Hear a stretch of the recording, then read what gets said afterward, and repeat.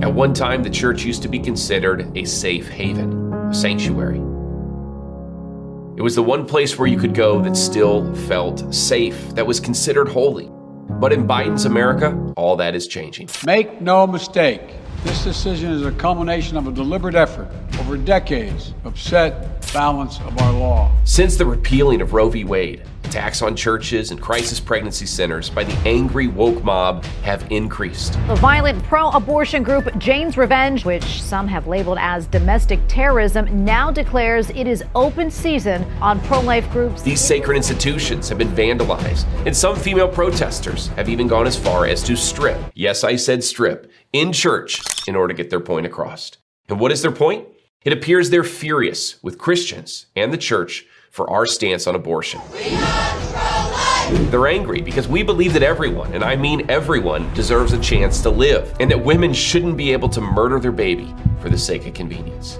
Apparently, that is controversial in today's crazy world. Apparently, loving Jesus and following the Word of God makes you a radical in today's America. On today's show, we're going to be unpacking the attacks the left has been waging on the church in the United States and how we as Christians should respond. This is Church and State, and I'm your host, Lucas Miles. My name is Lucas Miles. I'm an ordained minister and best-selling author. The church has been invaded. By whom? Same ideology that's attacking our state, Marxism. They want a church that bows down to the state. They want a church that worships the state. So if you want to stay informed on the most critical issues regarding religious freedom and the Christian faith, then you've come to the right place. This is Church and State. All right, welcome back. We've got a great show ahead of us. You know, some of this is going to be difficult to watch. I just want to warn you up front about that, but I believe it's important for Christians and people of faith that we don't put our heads in the sand and pretend like there isn't a spiritual or physical battle that's going on, that's being waged against the church right now. You know, I can remember years ago, it was on my first trip to Africa. I was traveling around my host and dear friend, Pastor George from Nairobi, Kenya, and I was there for like maybe 16 days. We were preaching in a different church almost every single night throughout East Africa, Kenya, Uganda. I can remember being shocked at first by the security at the churches over there. Every church would have one or two armed guards out front, and some of these guys are holding AK-47s as they're keeping watch over the church and its members during the service. Now you might think that sounds a little intense, but the church in Africa has a long history of persecution from groups like Boko Haram and others. Another bloody day. Dozens of people have been killed in a church attack. Gunmen opened fire at a church in Nigeria. These terrorist organizations are known for shooting up services, killing pastors, kidnapping children. A few years back, we had one of our church members that was killed by Boko Haram in a shopping mall in Kenya. Another one of the churches that we had worked with and sent team members to in the past had a hand grenade rolled down the middle aisle that exploded in the middle of the service. You know, perhaps I'll talk more about these things on a future episode, but I say all this now to say that America used to be the place where you could go to church without having to worry about being assaulted or having the service disrupted by extremists. That was something that happened in foreign lands and places like Africa. Now, to be clear, thankfully, at least at this point here in America, we're mostly dealing with graffiti, protesters, and other disruptions to our service. But the protests and attacks in churches and against churches are increasing. And I think it's important that you know what's going on, and especially you pastors out there, what you can do about it. Okay, so with that, let's get into the show. You know, as I mentioned in the opener, Roe being overturned was exactly what the left needed to begin justifying attacks on churches. You know, if you understand Marxism, what you understand is that the church stands as an obstacle to the Marxist agenda. Unless the church is removed or at least hijacked and converted over to a Marxist way of thinking, then Marxism can't thrive in a society. For a long time in America, it has been the church and the family that has prevented a socialist takeover from happening in this country. So when Roe was overturned, it gave the fuel that the left needed in order to incite all these, what Lenin would call useful idiots in this country, who are willing to take to the streets to fight for a cause, you know, to push back against institutions like the church. And so they used the power behind Roe being overturned to incite protests, vandalizing, and other stunts in the church. And this is exactly what happened in the largest church in this country, Lakewood Church in Houston, Texas, where several individuals from a group known as Texas for Abortion showed up at Joel Osteen's service. I got a video clip here. This is what happened. It's my body, my choice.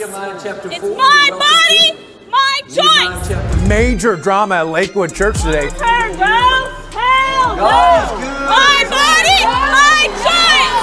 I am who I say I am. I do what I say to do because I have a choice. You certainly don't see this every day in the sanctuary. I have a choice. I have a choice. You know, this is hard to watch. I mean, especially as a Christian and as a pastor myself, seeing this sort of behavior. I mean, first of all, kudos to Pastor Osteen for keeping it together. I know this. I'm glad to be in the house of the Lord. Obviously, you know, Lakewood is a giant arena. This used to be a basketball stadium. These women are fairly close to the front. I mean, they're not front row by any means, but it looks like they're within the first 30 rows or so. For him to, I mean, he had to be able to see them, hear them, and to be able to just speak over that. That's exactly what needs to happen. And what I love about this is when you're watching the video, you don't see anybody from the church attack these women. You don't see them yell at them. You don't see them to tell them to sit down. You see no anger or animosity.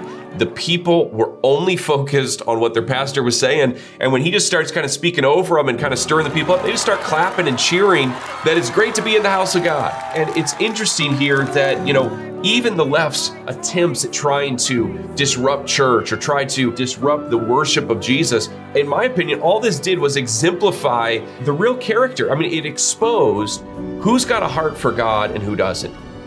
It exposed who's willing to walk in dignity and who isn't. They weren't able to unlock some sort of, you know, anger and rage from the Christians and this that's pent up or something like that. Christians responded the way that you would expect them to.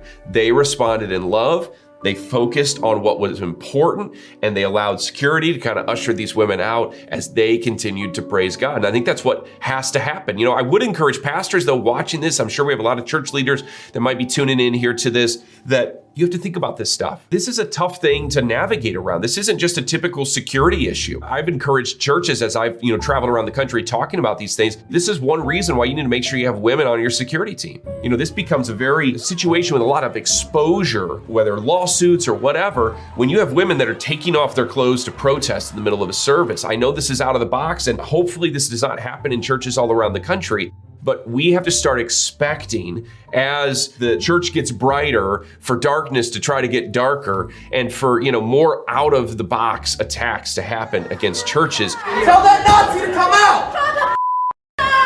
You have to talk with your teams about that. You have to be prepared for that, because this is the new America that we live in right now, unfortunately, with this resurgence in Marxism in our nation. They're going to try to tear down everything that they can that's trustworthy, everything that stands for absolute truth, everything that stands for the family, everything that stands for, they're going to do their best to try to tear this down. Here's another example. This is a pro-life man who is attending some sort of rally or event. There are some pro-abortion protesters. And I like the term pro-abortion better than pro-choice, because I think it says more about what's really behind their line of thinking. So let's take a look at this clip here. Disrespectful. This is a hate crime. Do you realize you guys are committing a hate crime right now? You guys, if this was a Quran, you would not have done that. You would not have done this if this was a Quran. You're so what you did, give me my Bible back. That is a hate crime. And not only are they just heckling and yelling and cussing at him, but they actually go so far as to take his Bible. She is not going to do that. That right there is a hate crime. That is a hate crime. That is ungodly. That is wrong. I can't believe these people. I can't believe that people would be. Now, I just want to say, like, as a pastor, like, my Bible's like really, really important to me. Now, I have multiple Bibles, but I have one Bible that has like, it's got all my little notes in it. It's got all, you know, my handwritten things over, 20 some years of ministry. And it means a lot. And I take that to events, I preach with it. And to think that somebody's going to pull this away, it's not just a book. That's not just something you can go order again on Amazon. For a lot of people that are taking notes, I mean, that's a life's work of study that they're putting into that. And you hear this Christian make the comment during this. He says, you wouldn't do that if that was a Quran. He said, this is a hate crime. And he's absolutely right. This is a hate crime. Taking somebody's religious book, throwing it on the ground, kicking it around, tearing pages out of it. And what you see at the end is them eventually throwing it in a porta-john, throwing it literally in human feces. So he's unable to go and get it. So he's unable to retrieve it. That is a hate crime. And these are the type of attacks that we are seeing increase in America against Christians. Now, again, this isn't persecution so far, thank God that it's not persecution, beheadings and burning people at the stakes and things that have happened in the past against Christians. But this is where it starts. And if we are not outraged by this, if we don't look at this and say, this can't happen, we're not going to stand for this in America. We're not going to stand for this in a place with religious freedom. We're not going to stand for this in a place that was built and established upon a Judeo-Christian framework. If we're not going to get frustrated now, then we're just going to continue to allow Marxists to just have more and more ground until eventually what this leads to is persecution on a much broader scale. And this is why we have to be in tune to this. This is why, as much as I would love to just be preaching the gospel to you right now, this is why we have to talk about these things, because these things matter. If America stops being a place where I can freely worship, if America stops being a place where I can freely read my Bible in public, or I can go to some event with my Bible in hand, if we can't do that anymore, then sharing your faith, of course, that's not going to be able to happen. I was talking to a friend of mine who's, this guy's an influencer on TikTok, and he's got thousands and thousands of followers, probably 500,000 followers on YouTube. And, he's been doing this for some time, younger guy. And he shared with me, he said, Lucas, he goes, I never was really that political. I was never really involved with this. But he goes, as I started seeing more and more of my videos about faith topics censored, he goes, I realized that if I don't start getting political, then I'm not going to be able to be spiritual. And I think that's a really, sobering thought. And look, the gospel is not a political tool. It's not a political message. But as long as we have rights as citizens in this nation to stand up for the freedoms that we have to utilize those rights. We have to, take the liberties that we do have, utilize those to the full extent possible of the law in order to also give place for the spiritual aspects, for the religious aspects of the things as Christians that we want to be able to share and that we believe in. For a long time, Hollywood has already treated Christians as the brunt of the joke. They're always, if there is a Christian character, which there rarely is in storylines, they're always either the judgmental person or the idiot or, the fool or something like that. My mother always told me that even when things seem bad, there's someone else who's having a worse day, like being stung by a bee or getting a splinter, or being chained to a wall in someone's sex dungeon. But I think now what we're seeing is sort of this mentality creep out in the general public, where it's somehow accepted to marginalize Christians. It's somehow accepted to, have this sort of behavior that even if it goes as far as to, destroying a religious book, that's somehow okay. I mean, how did we get to this point in America? This is the nation where, it was God and country. And now it seems like it's just statism. Now it seems like the new God is just the leftist state. And if you worship anything else, it's not accepted, and you're gonna have to pay a price for it. If you follow my work, if you follow some of my social media handles, maybe you saw this, but I was in DC when the leak came out that Roe v. Wade was potentially gonna be overturned. And I was actually having dinner with some friends a couple blocks away from the Supreme Court. This gal's reading, some updates on her phone, and everybody was kind of working in the media that was there, so they were very in tune with these things, and she just kind of gasps. And we're all like, what is it? And she starts reading the article about Roe potentially being overturned and this leak of the briefing that happened. And so we were about 3 blocks away, so of course we finished up dinner and drove down to the Supreme Court. And we were probably some of the first maybe 100 people that were there. It was almost all protesters initially that showed up, and slowly you started seeing more and more pro-life groups and Christian groups that arrived. Abortion is violent! Since that time, I've been following the response to Roe that the pro-abortion movement is having. And this isn't just an ideological response, it's not a philosophical response. I mean, look, there have been plenty of times as Christians and conservatives that we haven't gotten our way. There's been plenty of times politically where something comes out. I mean, I can remember, during the Obama administration, there would just seem like one thing after another. And also here during the Biden administration, we're seeing one thing after another that is coming out of this administration that is a Christian, as a conservative, that I don't like. I'm against. I don't stand for it. I think it's the wrong move for the country. But are you seeing Christians march out in the streets, burn down buildings, attack cities, go into Democratic headquarters and cause all sorts of problems? No, you're not seeing that. Why? Because that's not how conservatives and Christians operate. We are here today to make a political revolutionary statement on this 4th of July to burn the American flag. The United States of America is irredeemable and is guilty of polarizing violence. I want to show you how the left operates. I have a few tweets here. These are just, quick surface. If you search these words, you're going to probably find even more of them. But take a look at this. If the anti-choice folks, again, here's a shift. It's no longer pro-life. The left is now calling conservatives anti-choice. It has nothing to do with it. Instead of calling us pro-life, because that has a positive orientation to it, they came up with a negative descriptor, which is anti-choice. They said if the anti-choice folks could picket and protest at Planned Parenthood and women's health centers, shouldn't pro-choice people be able to picket and protest at evangelical churches, which is exactly what we saw happening at that first clip at Lakewood, and also the homes of ministers? So now they're literally encouraging people, inciting people to show up to pastors' houses to start terrorizing them on their front lawn, as they did with Supreme Court justices. You don't get to take away my bodily autonomy and enjoy your Saturday night at home. Just because that's what it takes, right? In order to get your point across. Here's another one. At this point, burning down churches would be an acceptable way to protest. You read that right.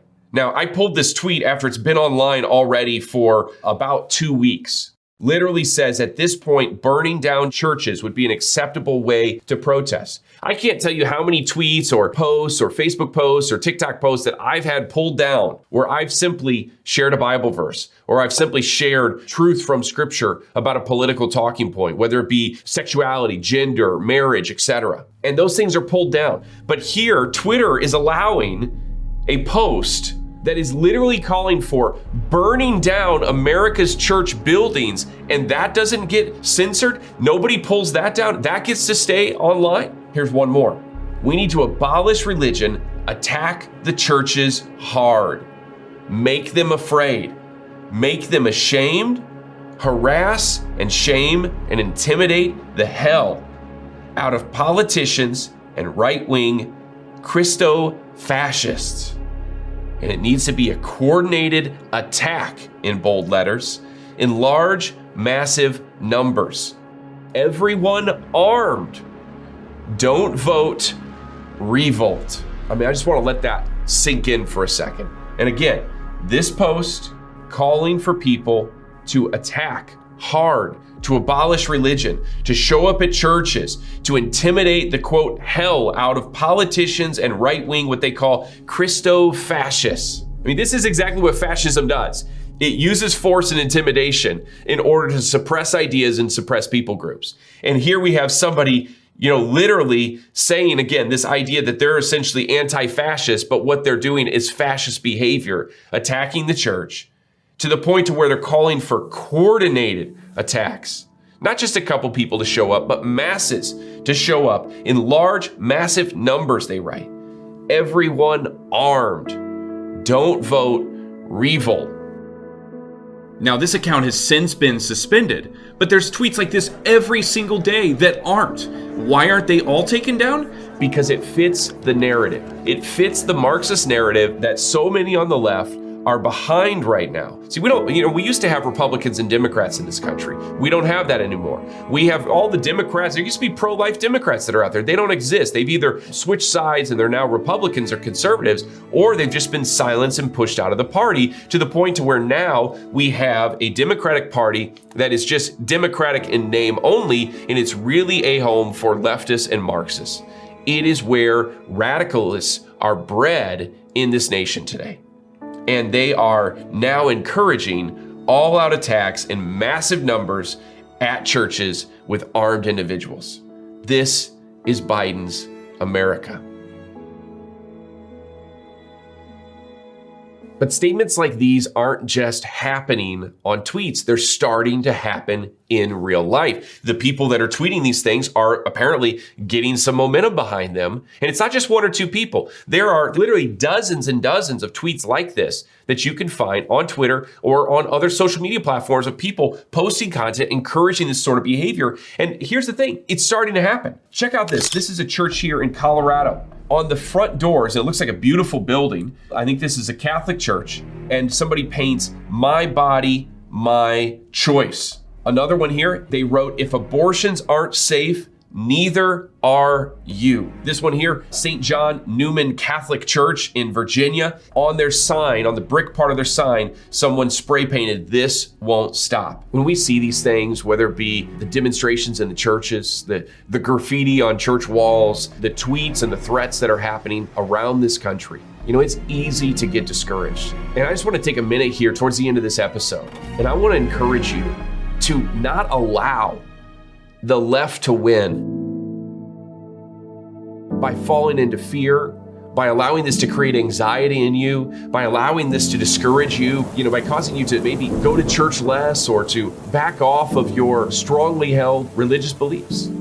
In fact, I would encourage you to do the opposite. Celebrate more. Worship harder. Carry your Bible around more.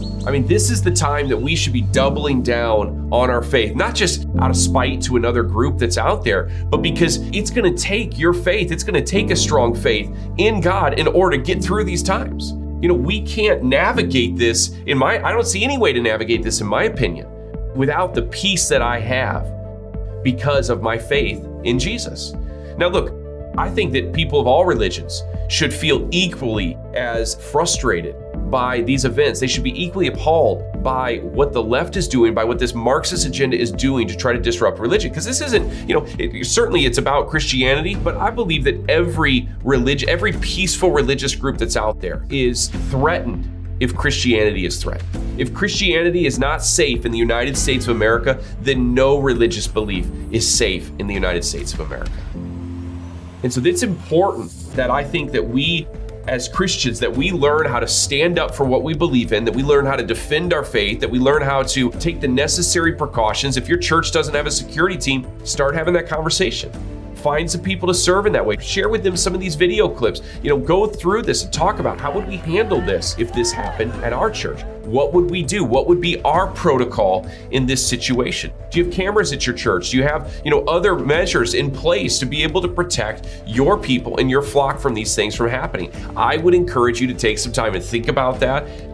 Handle it practically, handle it, among the morale of your people so that they don't, get discouraged if something like this takes place. Even this week, I heard of several churches that have caught on fire that they suspect it's arson and they suspect it's some sort of attack. The story was too new for me to be able to bring it to you definitively that that's what happened, but most likely that is something that took place. We as Christians need to not be shocked by this. Look, there's been persecution against religious people for millennia. We have seen, Christians have seen other believers thrown in amphitheaters and, fed to lions and beasts and beheaded and burned at the stake. This shouldn't be new to us. Thank God that here in America, it has not gotten to the point to where those sorts of things are happening. But the way that we prevent that again from taking place is we stand strong now. This is not just a side issue. Religion is not just a side issue anymore. It has to be a central talking point in our politic. Because if we don't have freedom of religion, then we are not free as people in this nation. This is Church and State. I'm your host, Lucas Miles. And until next time, stand strong and keep the faith. If I'm lost along the way, if I wander off onto a different trail, will you forgive me if I fail when I'm lost and derailed? Through wind and through rain, through trouble and pain, if ever my heart strained, will you pull me through like you always do when I am calling your name, when I am calling